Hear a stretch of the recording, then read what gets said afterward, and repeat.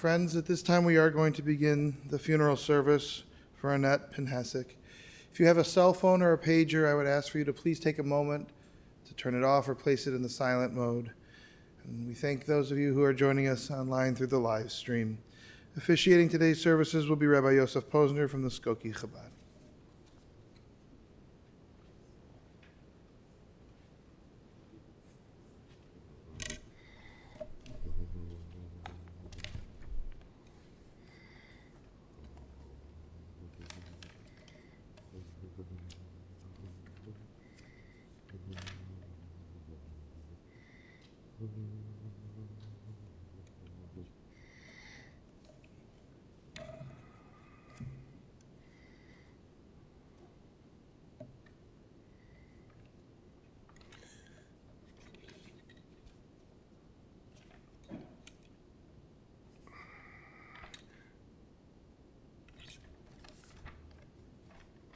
Okay, I'll begin by reciting some Tillim. One of the beauties of Tillim and Torah in general is that although it belongs to all of the Jewish people, it always seems particularly apt and appropriate for the particular occasion or the particular individual. Mizmor LeDavid, Adonai miyoger ba'alecha miyishkem b'har kodshecha, heilig tamim u've'el tzedek v'dever emes b'lvavei, le'rag al l'shenei, le'asa l're'eu ra, v'cherpel l'nasa al krevei, nivza be'enev nimas v'isyired ne'yechabed, nishba l'hara v'layamir, kaspe l'nasam b'neshech v'shechet al naki le'lokach, oisei eile le'yimet le'elam. A psalm by David. Hashem, who may sojourn in your tent, who may dwell in your holy mountain? One who walks in perfect innocence and does what is right and speaks the truth from the heart, who has no slander on the tongue, who has done their fellow no evil, nor cast disgrace upon the close ones, in whose eyes a contemptible person is repulsive, but who honors those who fear Hashem, who can swear to their own detriment without retracting, lends not to money and interest, and takes a bribe against the innocent. The doer of these shall not falter forever. Mizmor LeDavid, Adonai rei le'yachzar, b'nais desha yarbitzeni, al mei menuchis yana aleini, nafshi shevev yancheni, v'magli tzedek l'man shemai, gam ki elech begeit salmaves, le'ira ra ki yata imadi, shiftecha, m'shantecha, heimi yinachamuni, tarech l'fanai shulchan, neged tzeirerai, dishanta v'shemen kais, v'shemen reishi kaisi revaya, ach tei v'chesed, yirdefuni kol yemei chayoi, v'shafti b'veis Adonai le'erech yamim. A psalm by David, Hashem is my shepherd, I shall not lack. In lush meadows he lays me down, beside tranquil waters he leads me. He restores my soul, he leads me a path of justice for his name's sake. Though I walk in the valley overshadowed by death, I will fear no evil, for you are with me. Your rod and your staff, they comfort me. You prepare a table before me in the view of my tormentors. You anointed my head with oil, my cup overflows. May only goodness and kindness pursue me all the days of my life, and I shall dwell in the house of Hashem for long days. Eishes chayim b'yimtza, v'rachek mipnina michra, batach ba'lev ba'la v'shala le'yachsar, g'malasu tev v'leira kol yemei chayaha, darshat semer ufishte v'taz b'chefetz kapeha, haisa kini yosecher mimerch k'tavi lachma, v'atakum ba'id laila v'titin terev le'veisa, v'cheklin arasaha, zamim asada v'tikachayu mipri chapeha natakarem, Chagra ba'izmus na v'tamitz zreyasaha, ta'am akitev sachra layichba ba'layla neira, yadaha shulcha v'akishar v'chapeh tamchu falach. Kappa parsel yaniv yadaha l'shulcha le'evyin, le'siru le'vesa mishalek, kichal vesa lavushanim. Marvadim lassala, sheish v'gamon levusha, and leida b'sharam ba'la b'shifta im zikon yaretz, sodin lassa v'timukar v'chagarim nasan l'knani, oiz v'had levusha v'tischak li'em acharein. Pia pascha v'chachma v'seiris chesed al l'sheina, tzefia lichas beisa v'lechem atzis loiseichel, kamu v'neh v'yashua, ba'la v'yahalala, rabas banus asachoyel v'at alus alkulana, sheker hachein v'hevel ha'yofi ishi yiras Adonai hisis alo, tnu lami priyadeha, v'yahalala b'sharim ma'aseha.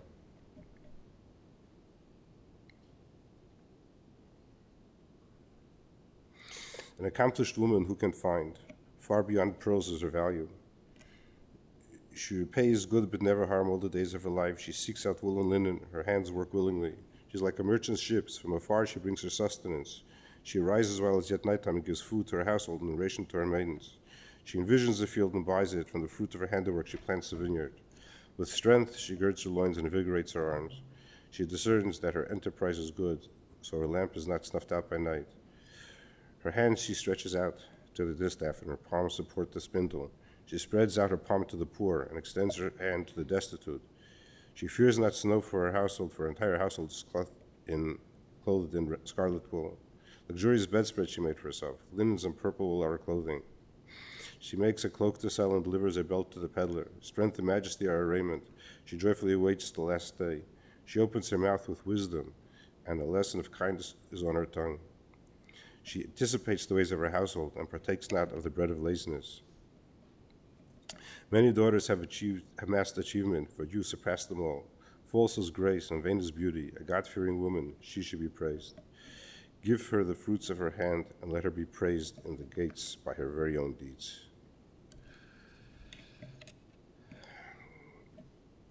We have gathered here to pay our last respects to Annette Pinhasik, Chana Esther, Bas Reuven Leib Halevi. I find it totally disconcerting to be standing here now. It was just 3 short years ago that we accompanied Annette's mother as she began her final journey to Eretz Yisrael. And not long before that, we mourned the loss of Annette's father. By rights, we could have expected the length of a generation, 20 years, 25 years, more of healthy life, nachas from children and so on, at a minimum. Who could have imagined this? But Hashem has other plans, and she was suddenly taken from us. And now she is embarking on her journey to Eretz Yisrael. As I mentioned in the past, it's not a Chabad custom to deliver hespedim eulogies, or put that a little differently, the custom is not to deliver hespedim eulogies. We're not capable of correctly assessing the true value of a person's life. Every life is precious, every loss is incalculable. But the pasuk says, "V'achai yitin al libo," the living shall take the heart. There's always something for the living to take the heart, to learn a lesson for our lives when contemplating the person who was taken from us. Soon we'll be hearing from Annette's cousin, Rabbi Eliakim Schwartz, and from Ilan and from Kayla, who will share with us some of who their Annette was, and of course we will all add to that our own personal recollections and memories of Annette and apply the lessons that we can learn from her into our own lives. Over the past few days, I've been thinking over my interactions with Annette, and I realized that, though there were many, they were so low-key, so soft-spoken, so understated, that there's very little to hold on to, very little to recount.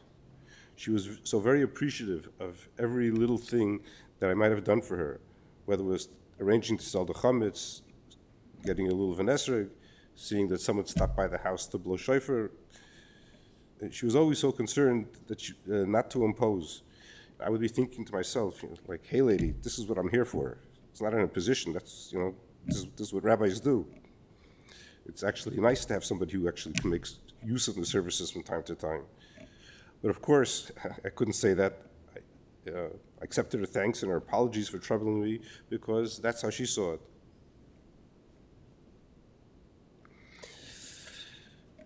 Of course, as we saw, she was very devoted both to her parents and to her children. We all saw that and we all know that. And from lawyers, I've heard that she was a great lawyer. But I never heard any of that from her. It was always, everything's okay, thanks, grateful for whatever she had and whatever might have been done. I hope that Ilan and Kayla will be able to fill us in a little more on that. There's a lesson to be learned from the time of year as well. Today is Erev Rosh Chodesh, the day before the beginning of the month of Elul. The burial, by the time to get to Eretz Yisrael, will be on Monday, the day after Rosh Chodesh Elul. Regarding Elul, the previous Lubavitch Rebbe writes that just as in a business, one must pause the business from time to time in order to take inventory and take stock of how things are going, and then one can resume the business activity with even greater success. So too, every year we have the month of Elul to take inventory of what we have accomplished in the previous year, what remains uncompleted, and to consider where we need to make amends. Actually, we need to take inventory every day before we go to sleep about how we did and what we can do better tomorrow. There's a custom to similarly take stock of the preceding week, every Thursday night. Some do so every Erev Chodesh for the previous month. In addition to the daily, weekly, monthly, and annual accounting periods, the ultimate accounting comes at the conclusion of a lifetime. Every neshama is given a mission to fulfill in this world and is given enough time to complete that mission. Hopefully, we do not waste valuable, precious time and manage to complete the mission in entirety within our allotted time. When we're confronted with somebody who seems to have left us having lived less than what we would consider a full lifetime, it may be that they really completed all of their mission in this world ahead of schedule. And Hashem has therefore moved them on to the next stage. Kayla and Alan, I'd like to share with you something which the Rebbe said. Yesterday we spoke about the Mishnah in Pirkei Avos, which says that when our deceased loved one is still in front of us, it's not a time to offer consolation. But what I want to share with you are not words of comfort, but an observation, which is anchored in reality. The Rebbe notes that death applies only to the body. The body dies, the body is buried. The neshama, the soul, does not die and continues to live on forever. And the connections which that neshama had with other people while it was in the body continue even after the soul parts from the body.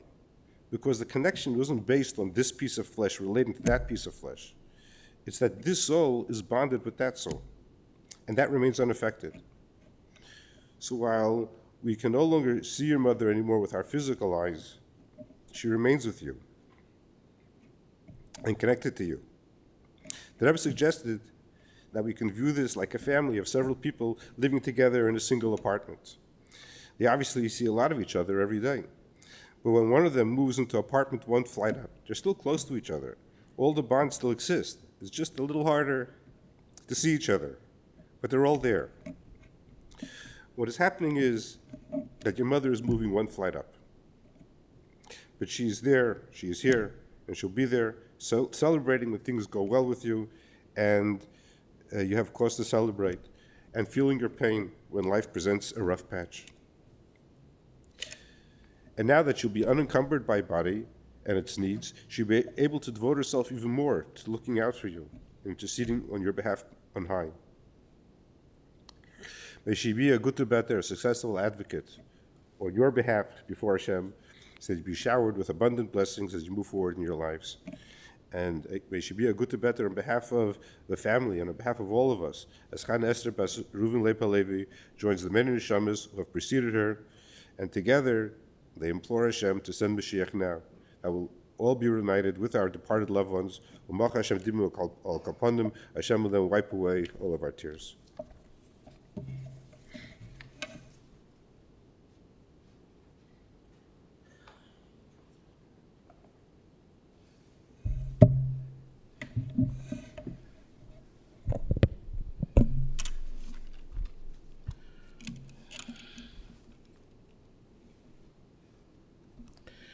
Can't believe that I'm writing this. Can't believe that we're standing here.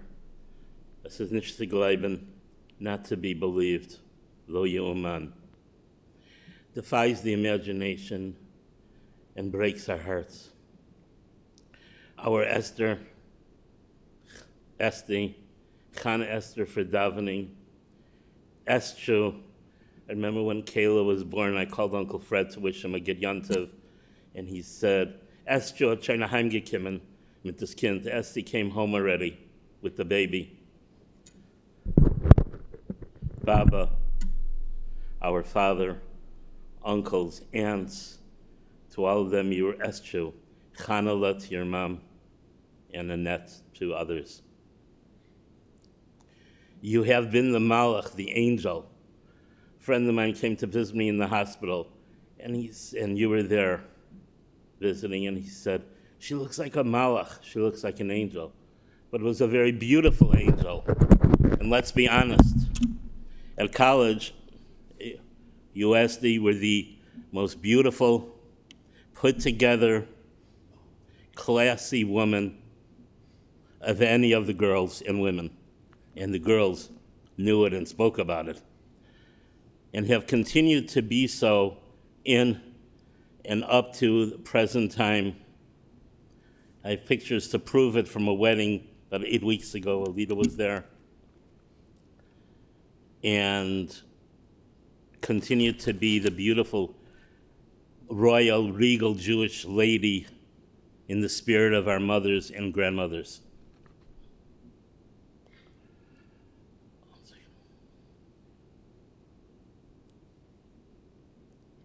Everybody knows that you have been the apple of the eye of the family, having been the only girl for 5 years until Evelyn's out, and especially for Baba.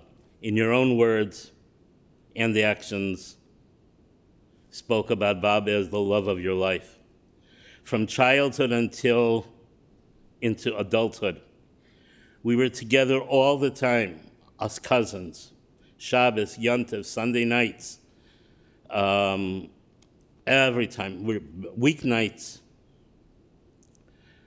You certainly were very popular with your friends. We all had friends, but as you would say in adulthood, yeah, we didn't have weekend friends because we were always all together. We were the middle three generation of first cousins, myself, Eddie, and you. And my brother was slightly older, and their closeness was, as Kayla just said, and I wrote outside, we were really like brothers and sisters, and as you and I were certainly like brother and sister. At an early age, you became a movie buff, watching movies with Baba, and later years on Yontif, sitting and discussing them with my mom. Like the Benot Tzolofchad, the daughters of Tzolofchad, you had forged an unmatched love and passion for Israel, its land, people, Judaism, its religion. At 12 years old, I remember you going around with a can from Hebrew school, collecting money from Magen David Adom during the Six-Day War. And that summer we sat and we watched a documentary, I think it was General Marshall, reviewing Israel's victory, with Moshe Dayan saying Israel's like the Roman Empire in this victory. Ended the show and you looked at me, you said, boy, I feel so proud to be a Jew.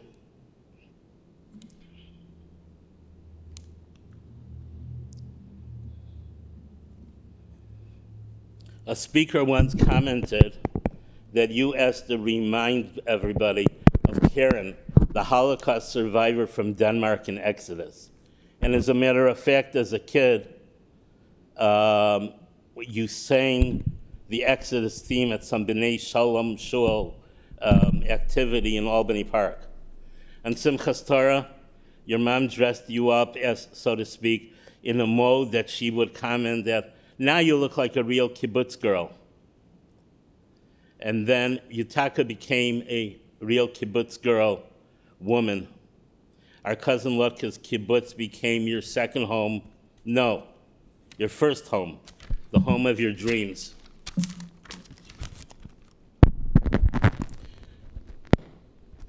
Your commitment that your kids, our beloved Kayla and Ilan, or Ilan and Kayla, will always continue to carry your torch. As you put it, loving Israel, Judaism, family as much as we do, and they do. We together experienced, you and I, experienced going to the Kotel for the very first time in '73. Coming out, I'm a guy. I davened, I kissed the wall and walked out.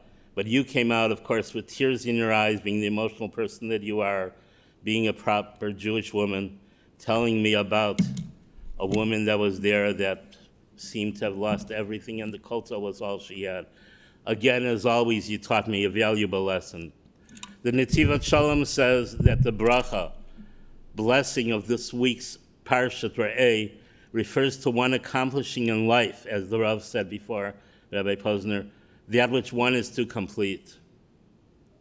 As difficult as it is to say, in these very short 67 years, you must have fulfilled those goals, and you certainly did. You've always been goal-oriented professionally, Jewishly, as a mother, daughter, sister, aunt, niece, cousin, friend. You've worked so hard to make sure that Ilana and Kayla would receive the quality Jewish education and be provided with the experience of a warm Jewish home together with you and your parents and the rest of us.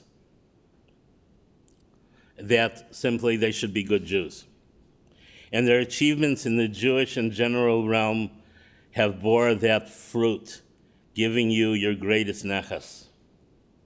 But the essence of your being, Esti, I can't believe I can say all this without crying more, is your emotional compassion, your getrayigkeit, your Übergegebenkeit, Mesirat Nefesh, selfless dedication, Rachmanut, feeling, and doing for us and others. Esti, you too have continued to carry on your shoulders like your mother, all of us, always there for us, in bad and in good, even giving advice to me that I took very seriously. The Zera Kodesh, and you always wanted to get the family together, whether it was in Deerfield, whether it was in Skokie, wherever it was, Chalamoid Pesach, that last Chalamoid Pesach, 1990, my brother, me, Anita, everybody, we were all together there, and in future years, you continued doing that wherever you were living, making sure everybody got together, even for Kayla's birthday, which turned into a Yom Ha'atzmaut party. The Zera Kodesh of Rav Shitz teaches us that the klola, the curse in this week's parsha, is referring to those who harm the Jews. Esti, you have always felt that pain when the Jewish people have been or are harmed, but at the same time thrilled and relished in the bracha of Israel, its leaders, friends, heroes, achievements, and even astronauts. Like Baba, your Shabbat davening prayers, when lighting Shabbat candles, actually oil, which you got from this Mikubal who taught you to do that, and daily prayers every morning. Your mom would say, she davens for over an hour before she leaves the house every morning. And actually let it be known that you lit the oil every night, especially Motzei Shabbat, and stood there for half an hour shooing everybody out of the room, me included, so you could commune with Hashem on each of our behalves. You left us physically on my father, your beloved Uncle Abe's yard site. Loved you so much, as all your aunts and uncles did. A yard site is a paradox. On one hand, the soul ascends on high, up to a higher rung, as the Rav said, especially through the recital of Kaddish. And yes, Ilan, you are that Kaddish soul. And unfortunately, you have to be now for your mom. And Kayla, if she opts to do so. On the other hand, it's a story about the Divrei Chaim. He went to Shemayim looking for his father, couldn't find him, kept going higher and higher, and he was told, oh yeah, he's on a much higher rung through your saying of Kaddish. On the other hand, the yard site, the person returns to this world, so to speak. As Eddie wrote, it is as if my father, your uncle, and all the other loved ones have come down to be makabel panim, to accept you, to smoothen the transition, as that Yiddish song speaks about it as simcha. And that's why I lit a candle for a whole bunch of them, including my dad and your parents and Baba and aunts and uncles after we heard this tragic, tragic news Tuesday in the middle of the night. It's not the way you planned, but you're going home, Esty. And as you daven for them and us down here, you will surely, thanks to all your unbelievable merits and chesed and kindness in this world, join them in davening. Zol sich mien, as a Gitta Beitzern, or as you would always say, as a Gitta Beitzern, as you would say, for your kids, brother, his kids, our family, and all of Israel. I don't know how we can continue to live in a world void of your presence. Came out of the house on Wednesday morning, it was sunny, and I said, no, it can't be sunny today. Life is not the same anymore, never will be. Your Get Shabbos messages every week that we had from you. Shabbat Shalom, Happy New Year, your Motzei Shabbat, Motzei Yom Kippur, wishing me and everybody a good year. Shavua Tov. We miss you. We love you. Always will. May Hashem come, may Mashiach come, bringing about the Geula, the Chiyas HaMesim, that we shall be reunited in the streets of Yerushalayim. V'chol uvila ha'mavos l'netzach, u'macha kol damav v'al kol panav. Love you, Esty.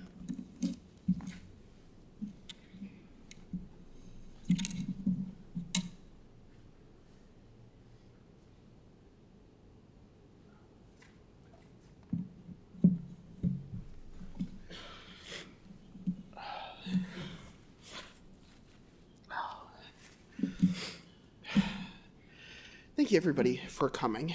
I'm sorry, I'm going to be crying a lot during this. And thank you to family near and far, those watching the stream. It's so amazing to see all the lives that my mother touched and affected. And it brings us comfort that you're all here or watching to be able to honor her life and memory. It was really difficult for me to decide where to begin because there was so much to talk about. My mother was the most incredible, strong, and loving woman that I have ever or will ever know. Everything I am or have aspired to be is due to looking up to her and following in her footsteps.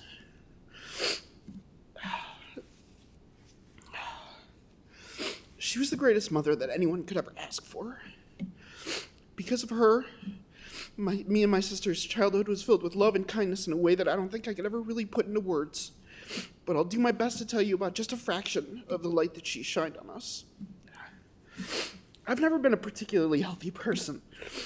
As a child, I had allergies, frequent colds, flus, asthma, eczema, childhood epilepsy, and a whole range of other problems. And instead of all those terrible memories of suffering and being sick, all I can remember is the constant care and warmth that my mother gave me in every moment until I fully recovered. The nights that she would spend giving me breathing treatments, medication, or anything else was like having a doctor as I was growing up next to me. She raised us to love Judaism, Torah, and mitzvot, teaching us by example in how she truly loved Hashem. She gave up everything that she could at the drop of a hat so that my sister and I could go to Jewish schools, to travel to Israel, and have everything we needed for our education and our growth. I'll always remember all of the religious holidays, Shabbos, Yom Tovs, that we spend together, whether we were hosting family or going to shul at the Skokie Chabad, or just sitting around the dining table, playing cards, or telling trivia, or playing board games with me and my sister. After my grandmother passed, she would always make incredible meals for us, attentive of my allergies and needs, and of course what I liked best, honoring the memory of my grandmother through her recipes. We truly felt the holiness of every holiday and Shabbos in her reverence for Hashem. Those days are some of my happiest memories and are a light in the darkness of this time.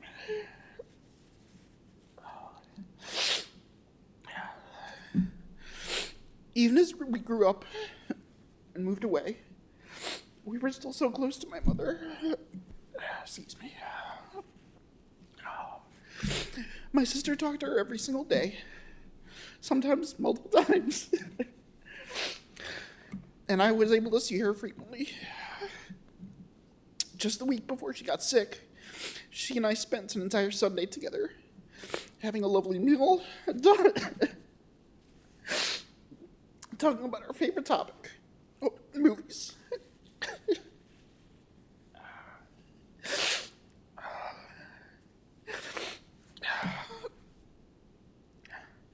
We also talked about the future, and she told me, as she always did, how proud of me and my sister she always was.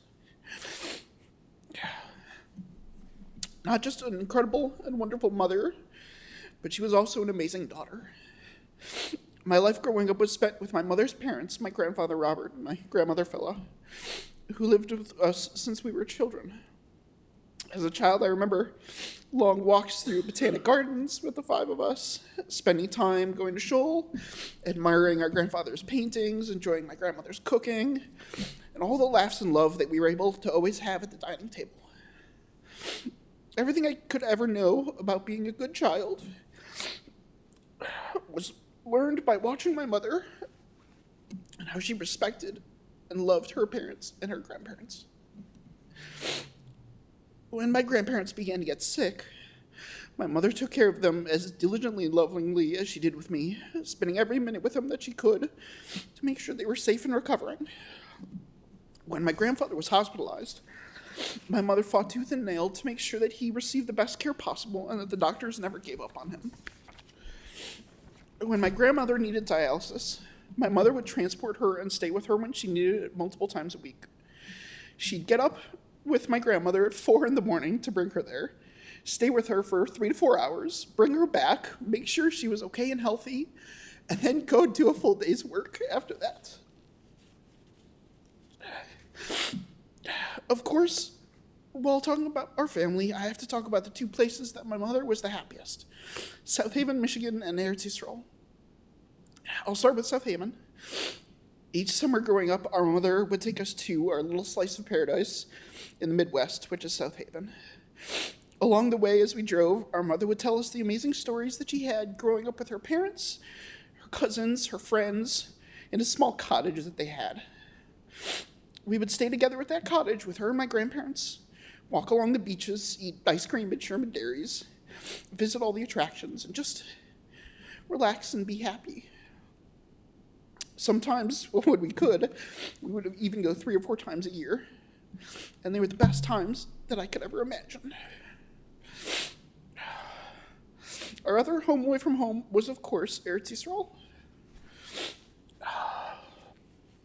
My mother would beam with pride when she talked about her youth on the kibbutz and her love for everyone that she met there. Much of our family is in Israel, and she always hoped that she would be able to move to join them one day and move there. We would say Lashana Haba Yerushalayim next year in Jerusalem so much that it became a core part of my vocabulary. It's been a very long time since my mother and I went to Israel together, but I remember how proud of me she was when I went to go spend a year there in Israel after high school, and how she made sure that I could go with kavod financially, emotionally, and mentally. After Shabbos, this Sunday, she'll be returning home to Eretz Yisrael to be buried in Netanya with her grandparents and other family members. She was also a wonderful family member and friend in general. I remember how happy she was to host all kinds of family members for Shabbos or Yom Tov dinners and lunches. She would always love having our cousin Lenny and Lorraine, Olav Shalom, and as guests for Rosh Hashanah or Shavuos or Pesach. And our Aunt Marcia and cousin Barbara over for lunch. I could go through and list everyone that she was close to and enjoyed spending time with, but we'd be here all through Shabbos. She kept in touch with as many family members as she could. And although she was a bit of a private person, she always had the family in her mind and her prayers. She also had such powerful friendships with those around her, I've spoken to people in the recent days that saw my mother as their hero, learned a great deal from her about law, or worked with her closely in her practice, and thought the world of her. Neighbors, coworkers, friends, parents from our school, family, and even the distant reaches of family in faraway states or countries. She loved them all without reservation. And of course, she was an incredible lawyer and legal mind. Her coworkers have recently told me how amazing she was from their experience and how much they learned from her and how much they loved working with her. But even from my own relationship with her, I could easily tell how amazing and dedicated she was. I would always go to her for questions, asking her to review apartment leases and asking about this or that, or asking her opinion on legal events in the news. We would often talk about her work and what she did, of course, without ever giving me any details that would cause confidentiality issues. But I could so clearly see how proud she was in her work and how strongly she believed in what she was doing. She would beam with happiness and relief at successful cases or motions, and felt the deepest disappointment and regret when she felt that justice wasn't being done. After saying all this, I feel that I haven't even touched on 1% of what made my mother so special and amazing. I feel completely lost without her guidance and her love, and it feels as if the world has stopped turning.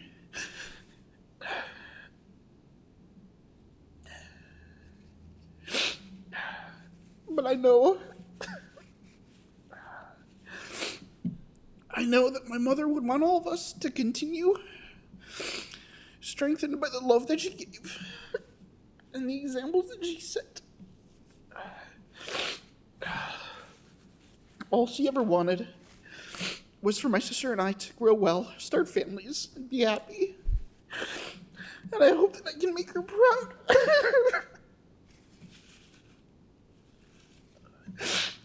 Oh, sorry. I'll finish off by talking about a small recent memory that I shared with her. As I said, one of our pastimes that my mother and I loved talking about was movies. She was the biggest movie buff in the whole world.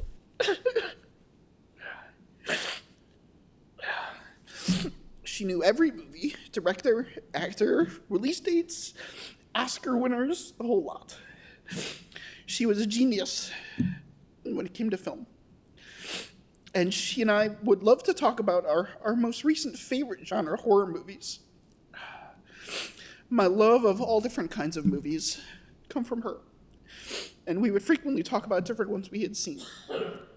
One movie that we had discussed recently was about a Jew who takes a job as a showman for an older man who passed away in New York City at the heart of the Orthodox community.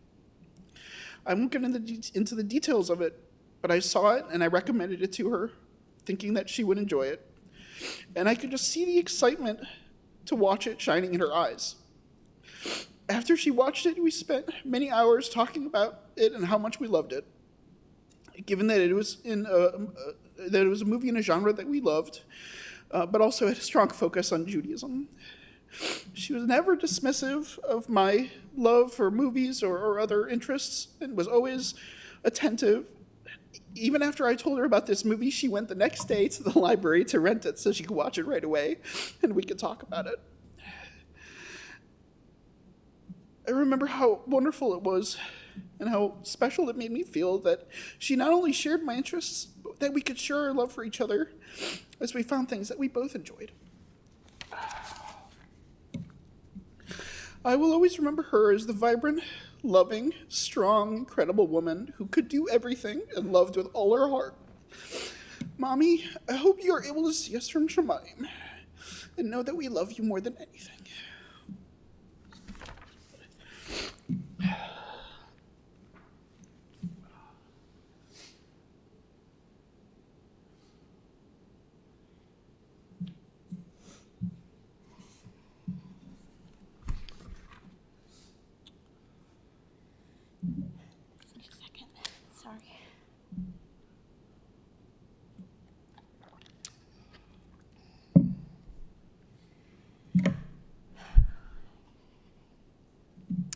Thank you, everyone who made it today.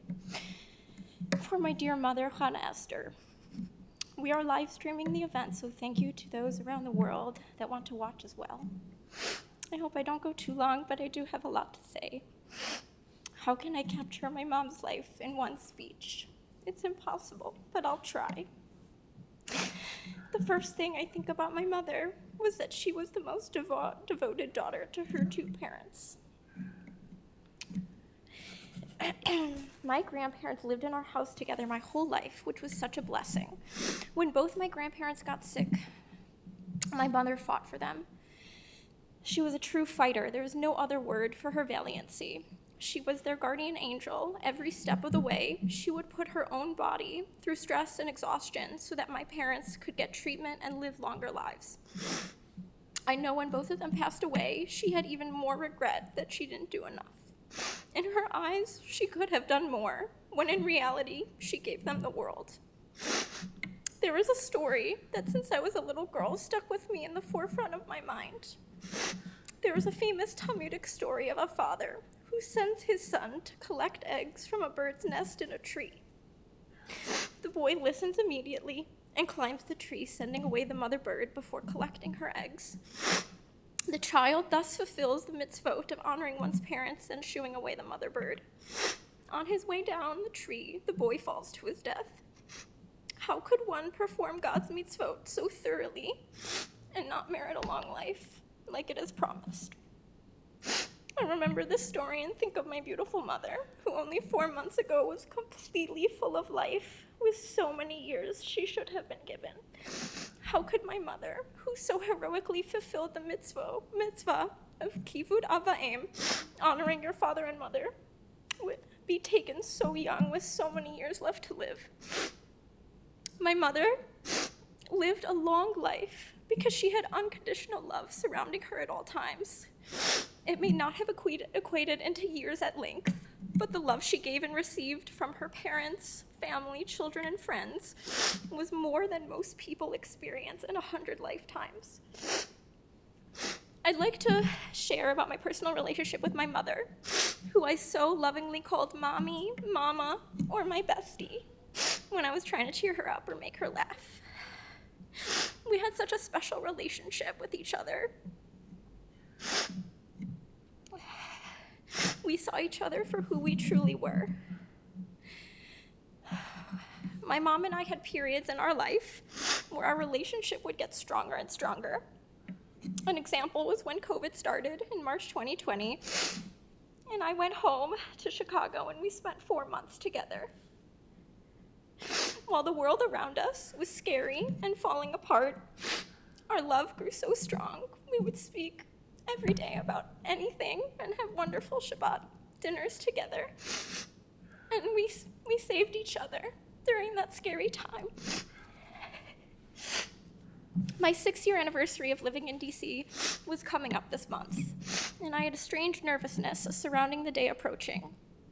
If I go back 6 years ago, my life looked a little different.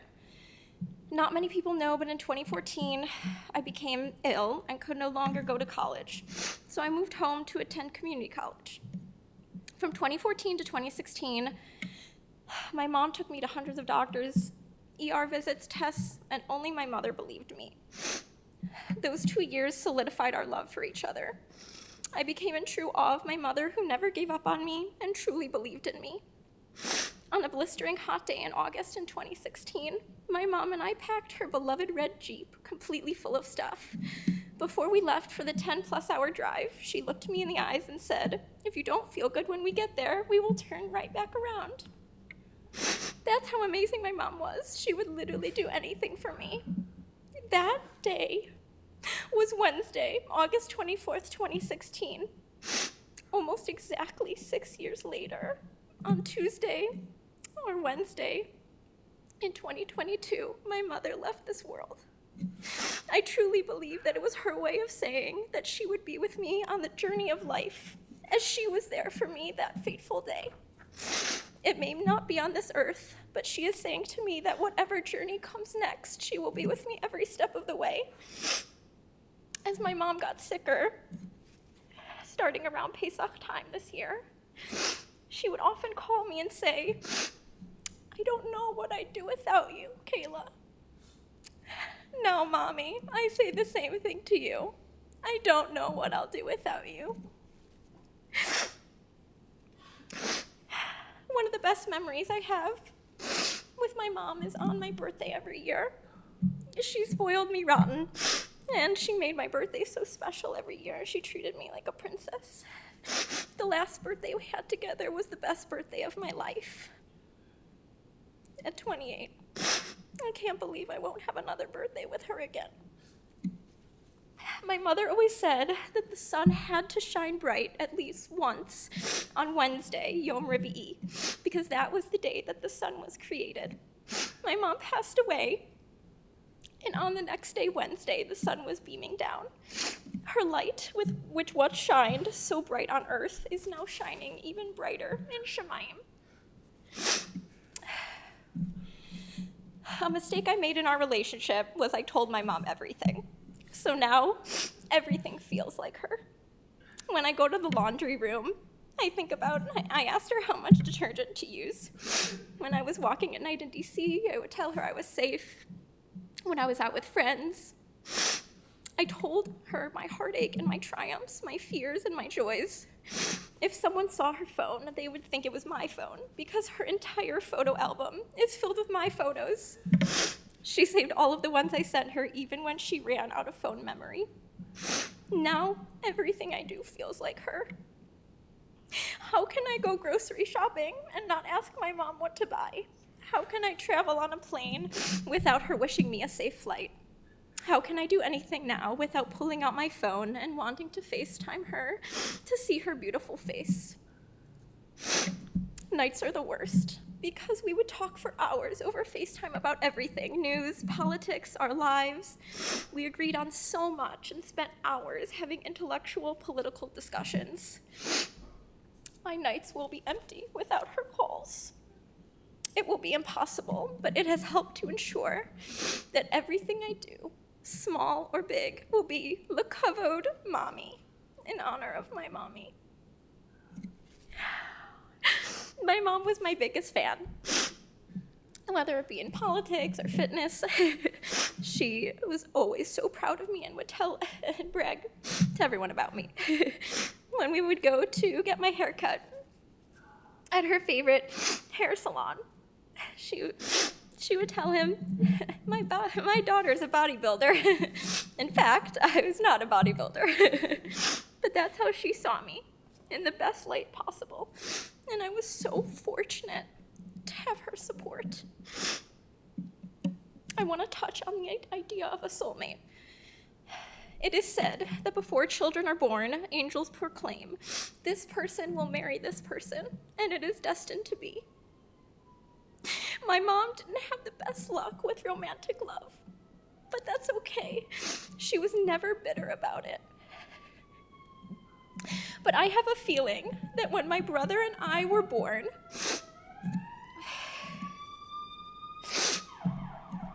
the angels must have proclaimed our names together: mother, son, and daughter, bonded forever, true soulmates destined by Shemayim.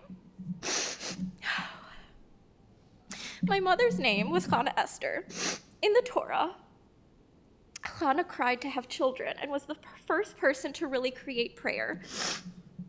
My mother always prayed for children and told us that even though she had us later in life, we were her whole world. After my brother was born, she told me I prayed so hard for a little girl, and I was that little girl.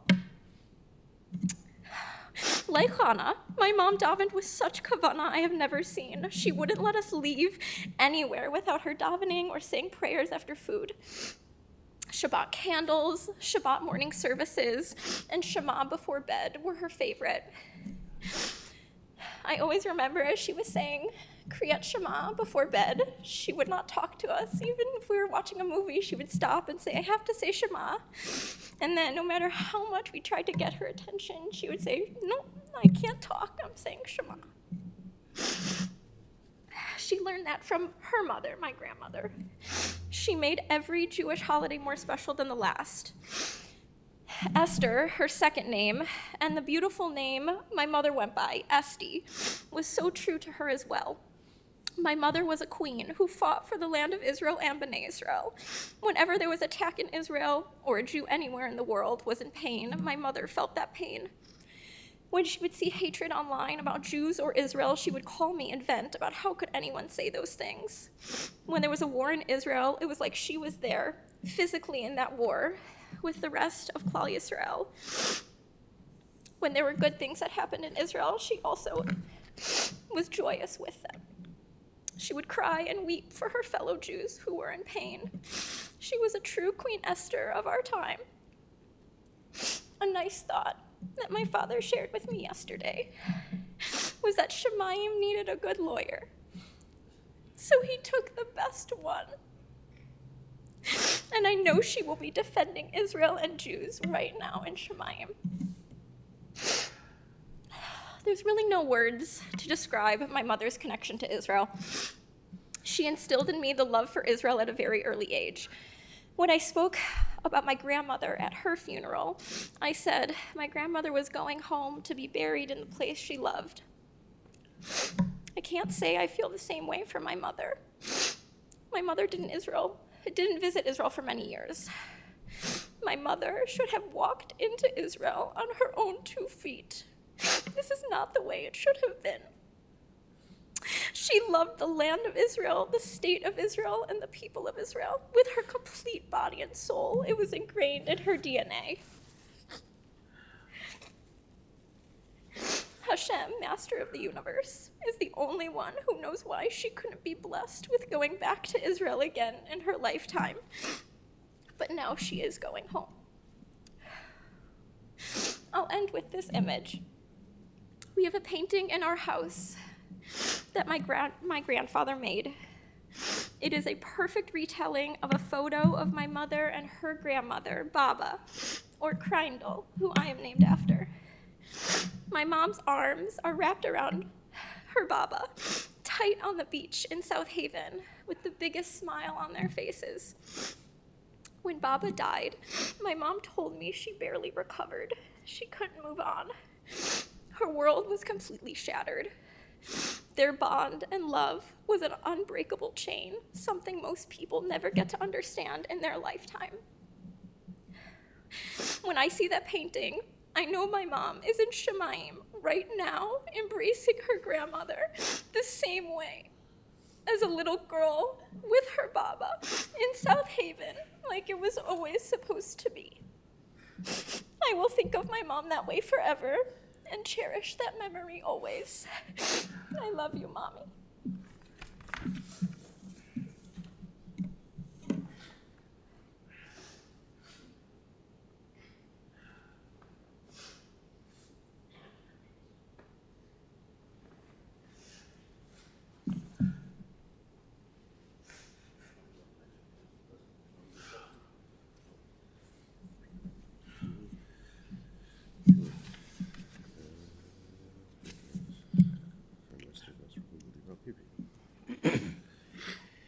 El mol rachamim shoykhin bam roimim hamtsei min khon khoin al kan fi ashkhino bemal is kidoish mutahrim ki zayar har ki amazhirim es nishmas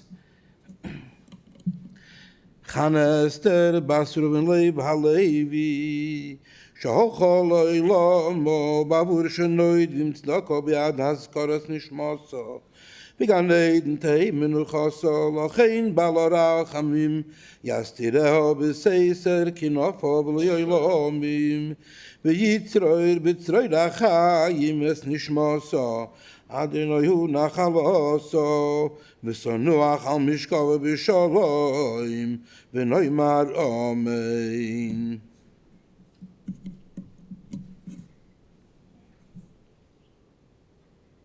I'd like to conclude with just on behalf of myself and on behalf of all of us asking Bechiluf of Chana Esther Bas Reuven Leib HaLevi, in case we, during the course of your lifetime or now, did not treat you with the utmost of respect and not do everything we could have done for you. We ask for your forgiveness and Bechiluf.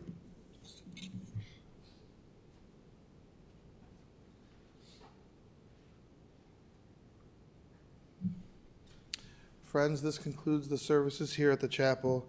The interment and burial will take place in Israel at Beit Amin Shikun Vatikim in Netanya. The family will be sitting Shiva when they return from Eretz Yisrael, so that information will be available on our website. Also, the family has requested that any memorial contributions be made to Likrat Kala, a project of Lama'an Achi, and that information is also available on our website. At this time, I would ask everyone to please rise and stand in place as we escort the casket and the family and the rabbi from the chapel.